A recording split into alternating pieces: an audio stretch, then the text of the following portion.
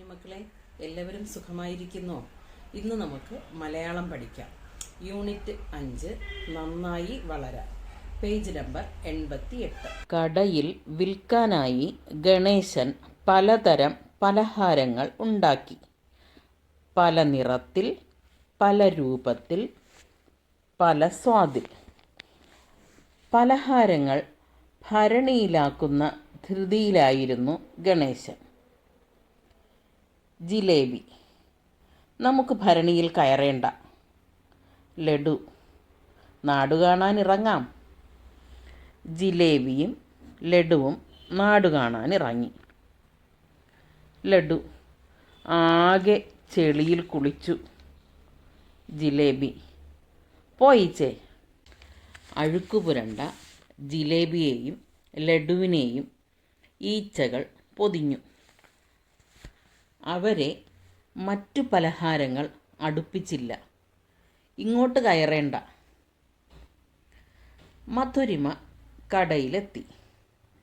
അഴുക്കുപുരണ്ട ലഡുവും ജിലേബിയും മാറ്റിവെച്ചു. നന്നായി മോളെ. വൃത്തികേടായ ആഹാരം കഴിച്ചാൽ അസുഖം വരും, സുധ പറഞ്ഞു. മധുരിമ ജിലേബിയും ലഡുവും കുഴിയിലേക്ക് എറിഞ്ഞു. തക്കം പാർത്തിരുന്ന കാക്ക ലഡുവും കൊത്തി പറന്നു. കഥ കേട്ടല്ലോ എല്ലാവരും. ഇവിടെ പലഹാരങ്ങൾ വിൽക്കുന്ന ഗണേശൻ എന്തു ചെയ്തു? കടയിൽ വിൽക്കാനായി പലതരത്തിലുള്ള പലഹാരങ്ങൾ ഉണ്ടാക്കിയല്ലേ? പല നിറത്തിൽ, പല രൂപത്തിൽ, പല സ്വാദിൽ അല്ലേ? ഓരോ പലഹാരങ്ങൾക്കും ഓരോരോ നിറവും ഓരോരോ രുചിയും ഓരോരോ രൂപവുമാണല്ലേ? അപ്പം അതെല്ലാം ഉണ്ടാക്കിയതിന് ശേഷം അദ്ദേഹം എന്ത് ചെയ്തു? പലഹാരങ്ങൾ വൃത്തിയായിരിക്കുന്നതിന് വേണ്ടിയിട്ട് ഭരണിയിലേക്ക് മാറ്റി. ആരും തുറന്നു വച്ചിരിക്കുന്ന ഭക്ഷണ പദാർത്ഥങ്ങൾ വാങ്ങില്ല അല്ലേ?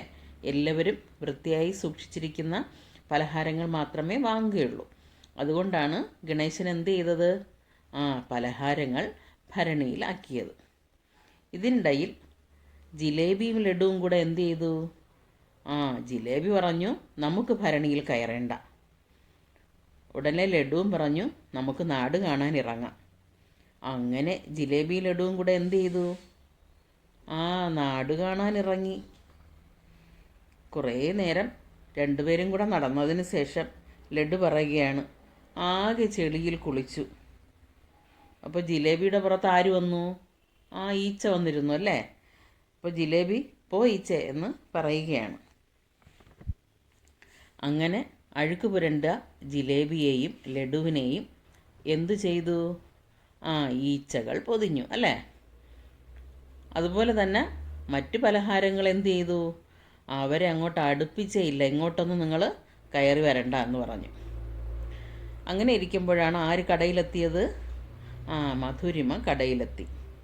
അപ്പോൾ മധുരിമ അവിടെ ആരെ കണ്ടു? അഴുക്ക് പുരണ്ട ലഡുവിനെയും ജിലേബിയും കണ്ടു. ഉടനെ അതെടുത്ത് അങ്ങോട്ട് മാറ്റി വെച്ചു അല്ലേ? അത് കണ്ടപ്പോൾ അമ്മ പറഞ്ഞു, നന്നായി മോളെ. വൃത്തികേടായ ആഹാരം നമ്മൾ എന്ത് ചെയ്യാൻ പാടില്ല? കഴിക്കാൻ പാടില്ല. അത് കഴിച്ചാൽ അസുഖം വരും. അതുകൊണ്ട് നീ അതെടുത്ത് മാറ്റിയത് നന്നായി. ഉടനെ അവൾ എന്ത് ചെയ്തു? അതിനെ രണ്ടിനെയും കൂടെ കുഴിയിലേക്ക് എറിഞ്ഞു അല്ലേ? ഇത് കണ്ടിരുന്ന കാക്ക എന്ത് ചെയ്തു? ഉടനെ തന്നെ ലഡുവും കൊത്തി പറന്നു. ഇതായിരുന്നു കഥ. ഇനി പറയാമോ? ലഡുവിനോടും ജിലേബിയോടും ഭരണിയിൽ കയറേണ്ട എന്ന് പറഞ്ഞത് എന്തുകൊണ്ടായിരിക്കും? അപ്പോൾ മറ്റു പലഹാരങ്ങൾ ഇവരെ രണ്ടുപേരെയും ഭരണിയിലേക്ക് കയറ്റിയില്ല അല്ലേ? എന്തുകൊണ്ടായിരിക്കും അത്? എന്തൊക്കെയായിരിക്കും? ആലോചിച്ച് നോക്കിക്കേ. ഒന്നെന്താണ്? അഴുക്ക് പുരണ്ട ആഹാരം കഴിക്കാൻ പാടില്ല അല്ലേ? പിന്നെന്താണ്? ഈച്ച വന്നിരുന്ന ആഹാര വസ്തുക്കൾ നാം കഴിക്കാൻ പാടില്ല. എന്തുകൊണ്ടാണത്?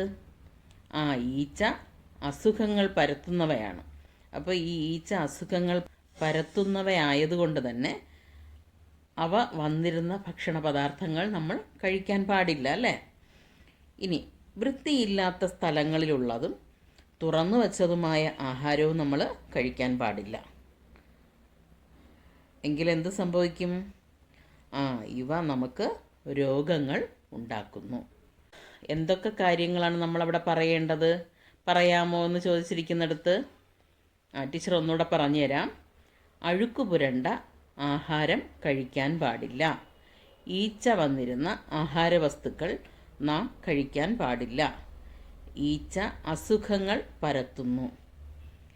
വൃത്തിയില്ലാത്ത സ്ഥലങ്ങളിൽ ഉള്ളതും തുറന്നു വച്ചതും ആയ ആഹാരം കഴിക്കാൻ പാടില്ല. ഇവ നമുക്ക് രോഗങ്ങൾ ഉണ്ടാക്കുന്നു. അടുത്തത് നോക്കിക്കേ, കണ്ടെത്താം. താഴെയുള്ള വാക്കുകൾ പാഠത്തിൽ എവിടെയാണെന്ന് കണ്ടെത്തി വട്ടം വരയ്ക്കൂ. ഇവിടെ കുറച്ച് വാക്കുകൾ തന്നിട്ടുണ്ട്. ആ വാക്കുകൾ നമ്മുടെ ഈ കഥയിൽ, പാഠപുസ്തകത്തിലെ ഈ കഥയിൽ എവിടെയാണെന്ന് നിങ്ങൾ കണ്ടെത്തി എന്ത് ചെയ്യണം? വട്ടം വരയ്ക്കണം.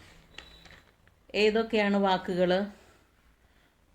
പുരണ്ട, ജിലേബി, വൃത്തികേടായ, ധൃതിയിലായിരുന്നു, ഈച്ചകൾ, അസുഖം, സുധ, മധുരിമ, ലഡു. ഈ കഥ നിങ്ങൾ എന്ത് ചെയ്യണം? ഒന്നിലധികം പ്രാവശ്യം വായിക്കണം അല്ലേ? കുറേയധികം പ്രാവശ്യം വായിക്കുക. അപ്പോഴും നിങ്ങൾക്ക് ഈ വാക്കുകൾ തിരിച്ചറിയാൻ പറ്റും. അപ്പോൾ ഈ വാക്കുകൾ തിരിച്ചറിഞ്ഞതിന് ശേഷം ഈ വാക്കുകൾ പാഠഭാഗത്തിൽ എവിടെയൊക്കെയാണുള്ളതെന്ന് നോക്കി ആ വാക്കുകൾക്ക് നിങ്ങൾ വട്ടം വരയ്ക്കണം. ഇനി നിങ്ങൾ ഈ കഥയുമായി ബന്ധപ്പെട്ട് ചെയ്യേണ്ട പ്രവർത്തനങ്ങൾ എന്തൊക്കെയാണെന്ന് നോക്കിക്കോ.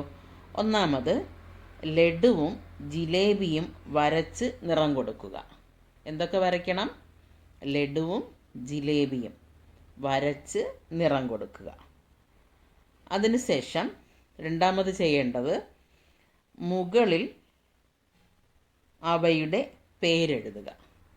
രണ്ട് പലഹാരത്തിൻ്റെയും ചിത്രം വരച്ചതിന് ശേഷം ചിത്രത്തിന് മുകളിൽ അവയുടെ പേരെഴുതുക.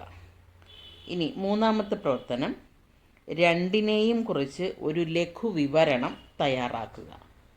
അതായത് ലഡുവിനെക്കുറിച്ചും ജിലേബിയെക്കുറിച്ചും നിങ്ങൾ ഒരു ലഘു വിവരണം തയ്യാറാക്കുക. വിവരണം തയ്യാറാക്കാനൊക്കെ നമുക്കറിയാം അല്ലേ? നമുക്കറിയാം, നമ്മളെല്ലാവരും ലഡുവും കഴിച്ചിട്ടുണ്ട്, ജിലേബിയും കഴിച്ചിട്ടുണ്ട്. അപ്പോൾ നമ്മൾ എന്തൊക്കെ എഴുതാൻ പറ്റും?